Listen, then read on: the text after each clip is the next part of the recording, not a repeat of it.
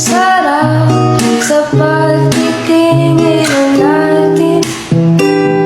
Sana ay di na mawakas itong awit ng pag-ibig. Hindi naman ako.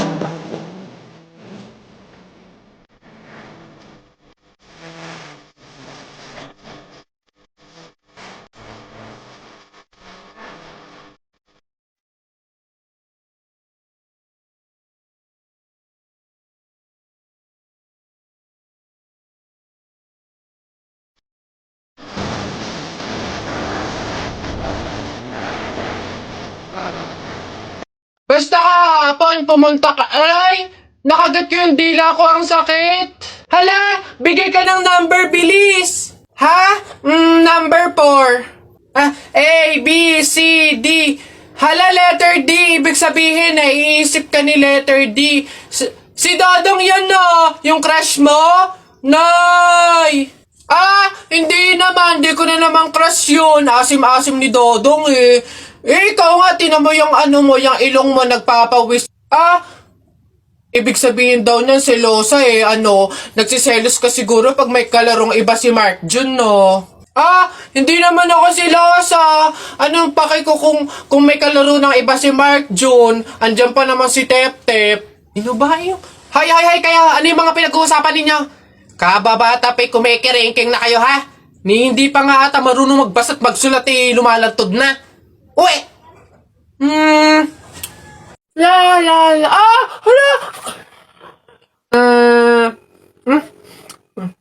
Ay, Bobay, anong ginagawa mo? Ay, Bobay, masama kaya yung ginagawa mo. Bawal daw yun, pamahiin daw yun eh. Hindi daw pwede magpatay-patayan kasi baka daw magkatotoo. Tumigil ka nga dyan, Jepoy! Ang ingay-ingay mo eh. Paano hindi ako magpapatay-patayan? May zombie, Jepoy, ayun oh! Oo nga, zombie to! Ang pangit-pangit pa, mukha pang mabaho! Wow, bastusan! Kayo mga bata pa kayo, mga judger na kayo ha? Pulubi ako, hindi ako zombie. Ay, di sorry po! Huwag niyo ako idamay sa kung ano-ano nilalaro niyo dyan. Nagkakalala ko dito eh. Baka ito ang zombie.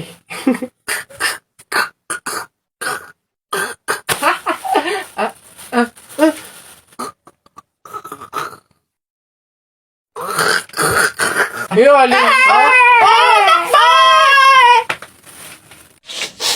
flip-top ka ng flip-top, wala ka namang laptop. Eto, piso, pabili ng lollipop! Don't touch me, kamay mong madumi. Wash muna bago touch me! Wala, talo, wala.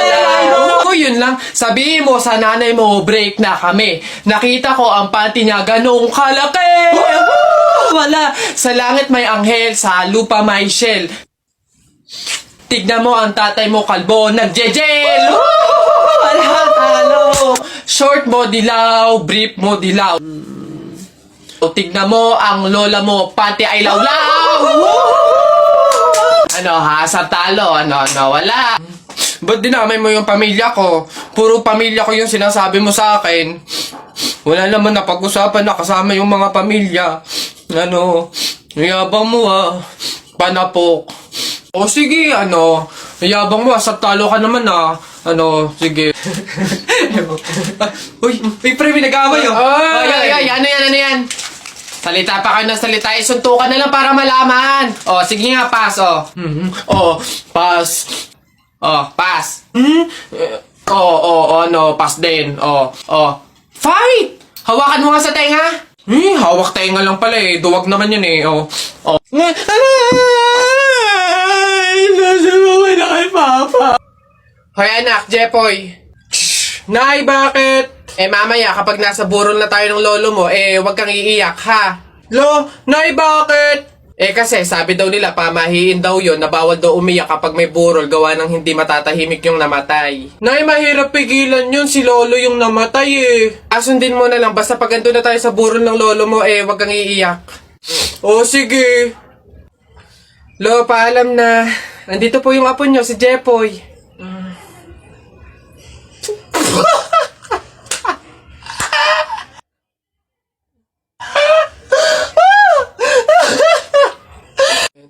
Hello po, gusto ko lang pong mag-thank you sa mga sumuporta po sa akin dito sa TikTok sa loob ng 2 months. Sobrang salamat po sa mga walang sawang nagko-comment po sa mga videos ko, sa mga nagpa-follow po sa akin, tsaka na rin po dun sa mga nag-e-edit sa akin. Sobrang na-appreciate ko po talaga lahat ng yun. Opo, i-delete ko na po tong TikTok account ko dahil meron po akong isang bagay na dapat ng pagpukusan. Kaya ayun po, sobrang maraming salamat po sa inyo. Paalam na po. Charis! Charis!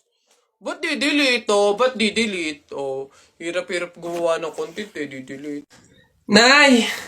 Oh, ano na naman yon? Natakot ako kagabi. Ha? Bakit? Diyos ko, nalagasan daw ako ng ngipin, Nay. Buti panaginip lang yun. Ha? Naku, masamang pamahiin yan, na. Pag doon na naginip na nalagasan doon ng ngipin, naku, madami daw pamilya ang mamamatay. Ito, to. Oh. Ano to? Ayan. Sabi kasi na matatanda, kumagat ka daw sa kahoy para daw hindi matuloy yung masamang pamahiin. Dali na. Ang laki naman ito, Nay. Bakit ganitong kahoy pa? Ang laki-laki, oh. Huwag ka nang maarte dyan. Sinasabi ko sa'yo pag may nangyari masama sa pamilya natin. Ako, ikaw sisisihin yan. Ang laki naman kasi nito.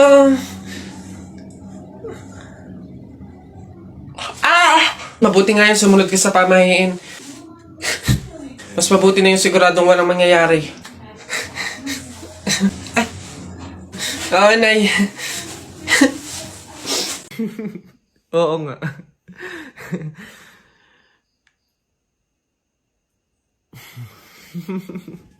Uy, paano kaya kung nakita natin si Lord, no? Basta ako pag nakita ko si Lord, sasabihin ko, ingatan niya yung family ko, ingatan niya yung friends ko, tsaka yung buong mundo.